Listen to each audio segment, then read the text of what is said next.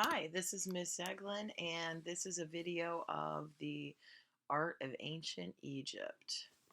Okay, and I'm just going to start out here by talking about some of the images. I did live in Egypt and I taught art there for about a year. I lived in Cairo.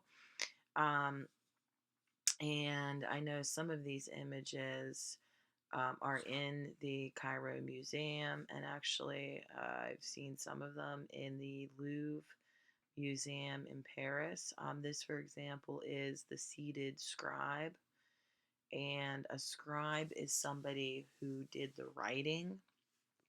And in ancient Egypt, they wrote in, you can see them here in hieroglyphics or little pictures, and they would write those on papyrus. This right here was from King Tut's tomb. This is a chair, funerary chair, and this is King Tut and his wife. And this is plated in gold and silver, and you can actually see this in the Egyptian Museum in Cairo. This is Akhenaten, one of the pharaohs who ended um, the religion of many gods and made his own religion of the sun god. And then after him, then they reverted back to the other religion. Statue of Nefertiti. And this is just an example of some tomb paintings in a tomb. And in most tombs now, obviously it's several thousand years later, you can't see most of the paint. Now, some of them you can in the Valley of the Kings, but usually you can just see the outlines of the sculptures. Okay, I'm going to move on to our first slide, and this is just some of the background of the art in ancient Egypt. The Egyptian civilization developed along the Nile River around 3100 BCE, and if you know anything about the Nile, it's actually just called the river in Egypt because it's basically the only river. You can see it here. This is the north, this is the south, east, and west.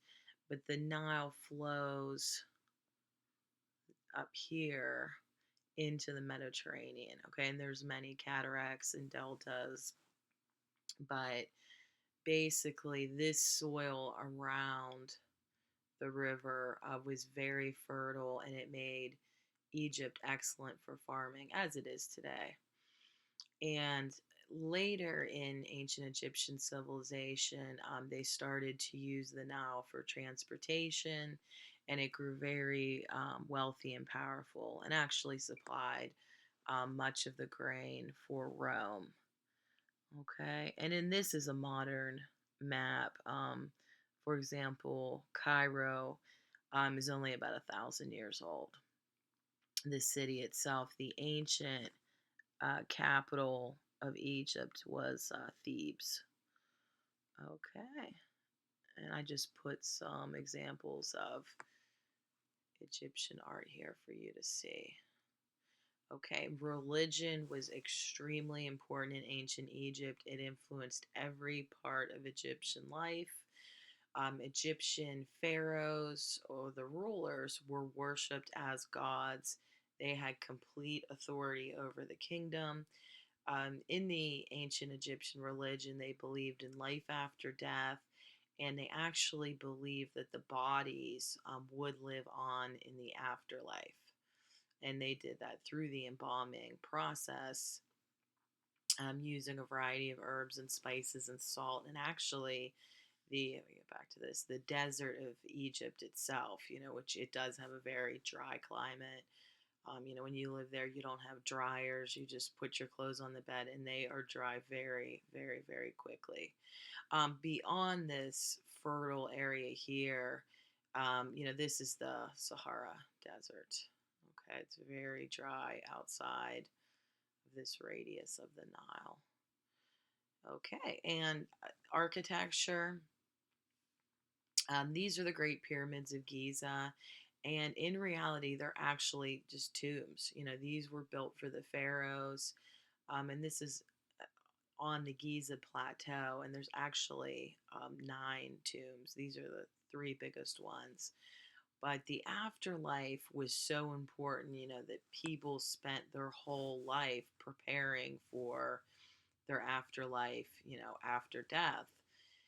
And these pyramids, we see them today as this, but at one time they were actually covered with, a thick layer of polished white limestone.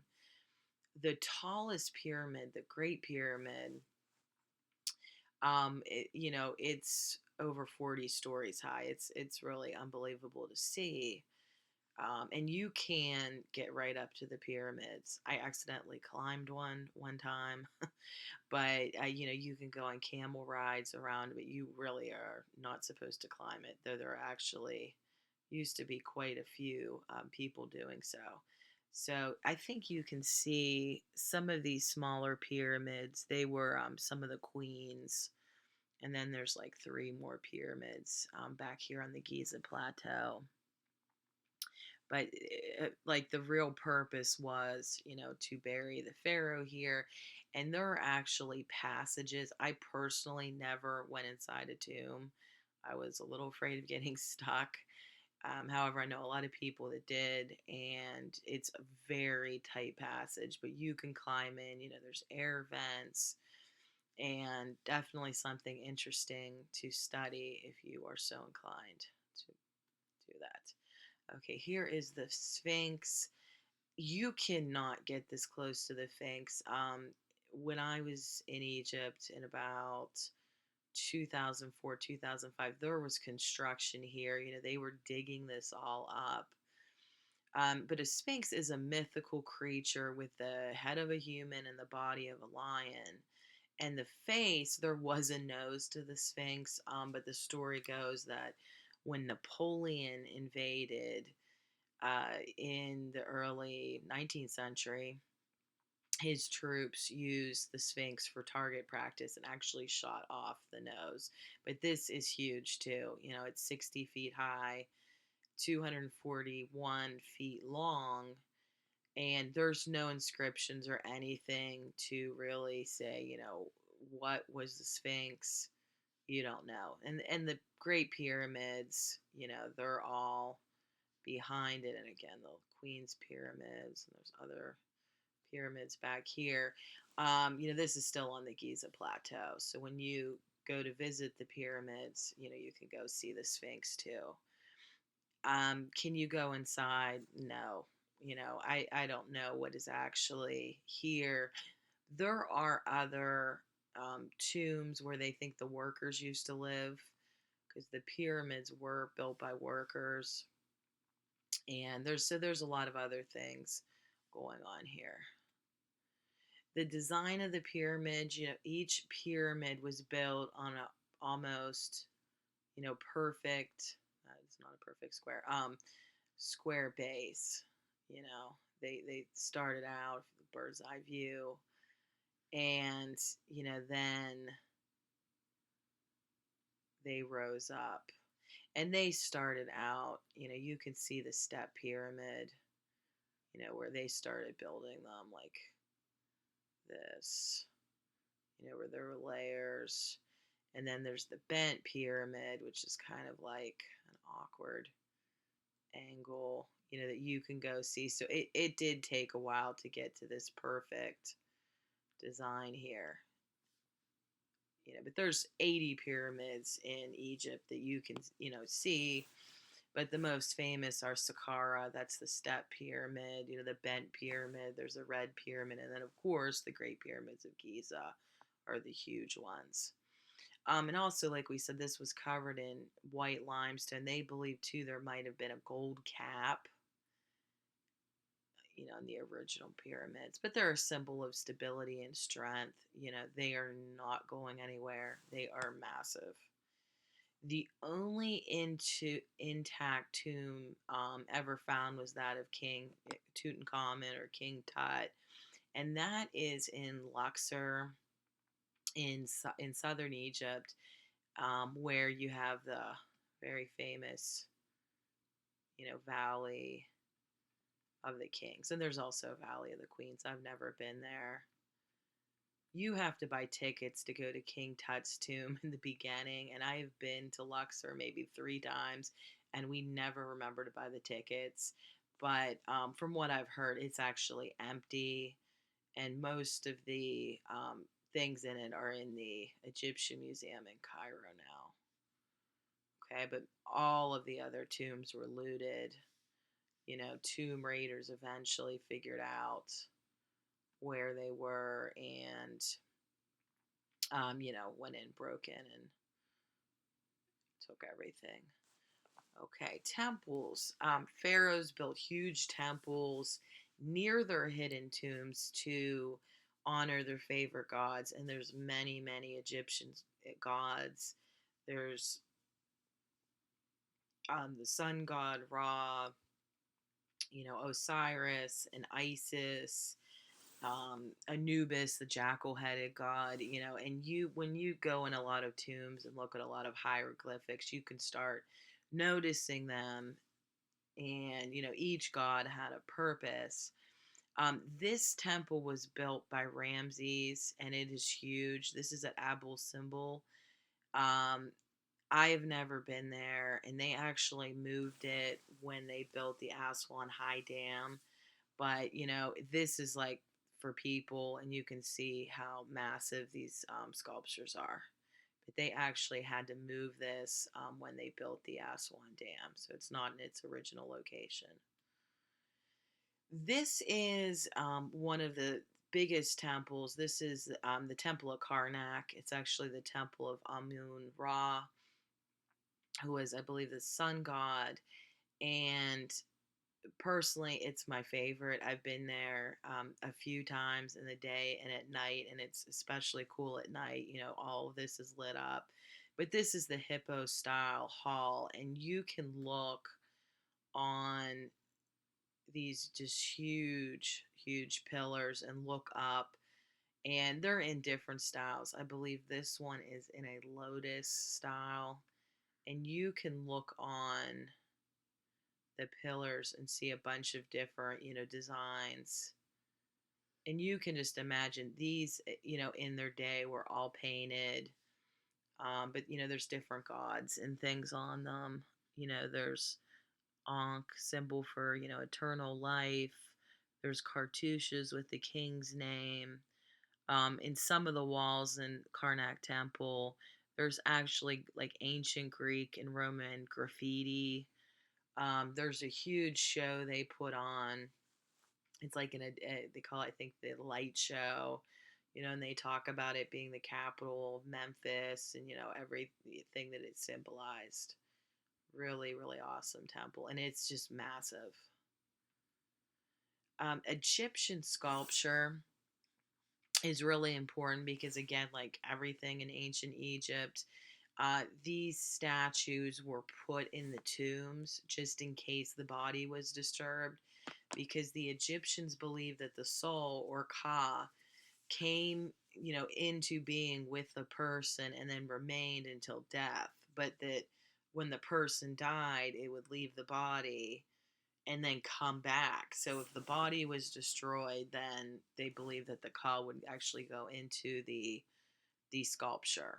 Okay, and this is Khafre, one of the pharaohs, and it is actually, I believe this is in the Egyptian Museum, but this is built out, or created out of a really hard stone.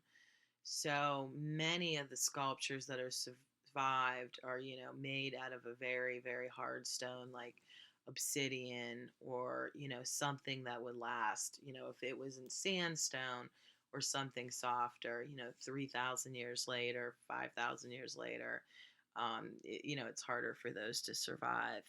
And they say that this statue is idealized. They're making the pharaoh look perfect. You know, um, it has his features, but that, and you can see this sculpture is somewhat damaged down here, but this is an idealized or perfected portrait, of the pharaoh. Paintings. like I said, in the ancient tombs, they were decorated from top to bottom in these paintings, especially of these wealthier people. Some of them, like I said, in the Valley of the Kings, you can look up and actually see like the night sky with blue paint and stars, carved into it. But mostly, the paint is actually lighter than this. And they reveal a lot about life in Egypt, but the rules for painting for the artist was very, very strict. So you have, that the eyes and the shoulders should be shown from the front. Okay, but everything else, the head, the arms, the legs, and the feet are going to be like a side view or a profile view. Some things to note, these are Egyptian gods, and this is the falcon-headed god. This is Anubis, the god of the dead. In the back, if you look at the hieroglyphics, see if I can zoom in on this more. These are cartouches that had, the king, the pharaoh's name in them, and each picture represented a different letter or sound. And I believe they mostly went from up to down, how they were written in. But sometimes they do go across. But it's interesting, once you see them a lot, you can start trying to, figure out what they mean. And you can get your name in hieroglyphics in Egypt, really cheaply. But you see, hieroglyphics everywhere, in every temple. Okay, so a check for understanding: why did the Egyptians build pyramids? Think about their thoughts on the afterlife. What kind of things were put into the tombs of the pharaohs? Well, they believed that they would be living, in that tomb with their things. So if you even look at this, this King Tut, they're putting decorations and things that they would need in their afterlife. Sometimes even people, their servants, um, would they'd want them to come with them in the afterlife. A little scary. And then the third question here: when the Egyptians made paintings, why did they have such unusual rules about the body positions? Okay. So, more information about that will be in the book portion of the Art of Ancient Egypt topic. So, reread that if you need to. And you definitely want to examine some of these pictures pretty closely because there are a lot of interesting things. One thing that I wanted to say briefly is this is the funerary mask of King Tut. It is in the Egyptian Museum in Cairo. Unfortunately, they just broke off this part and tried to super glue it back on, which is not good. But this is one of the most valuable things in the world. It's a solid gold mask, and you can pay extra, like a couple of dollars, and actually go see this. It's covered in glass, but and this is enamel, these colored parts. But you can see the tombs today. You can see, the bodies of Ramses II and other important pharaohs. You can visit all of these places, and they are definitely worth seeing. Okay, thanks for now, and thanks for listening.